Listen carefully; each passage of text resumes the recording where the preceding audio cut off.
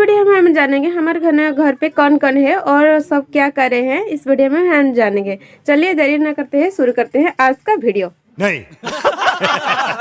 ये देखो, ये मिलन है, उसका क्या गेम चल रहा है, पबजी। गौर से देखो, इसको गौर से देखो। उसके बाद जाएंगे और एक बंदा के पास, ये है चिंटू। क्या खेल रहे हो? देखो क्या खेल रहे हो, पबजी, फ्री फायर। क्यों खेल रहे हो? क्या है ये, कुछ बोलो। तो हेलो गाइस, कैसे हो? मैं हूँ बीडीएस उज्जवल। यहाँ पे देखो मैं फ्री फायर खेला हूँ, ये प्रूफ है। मेरा नाम बीडीएस उज्जवल है। और यहाँ पे देखो ये टट्टू है, टट्टू। समझ रहे हो? समझ रहे हो आप? हम जाएंगे मेरे छोटे भैया के पास। ये देखो मेरे छोटे भैया तुषार जी।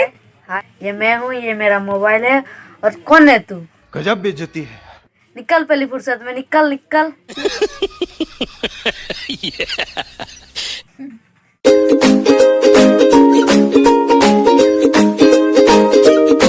ये काकी जी हैं, कुछ सब्जी पका रही है।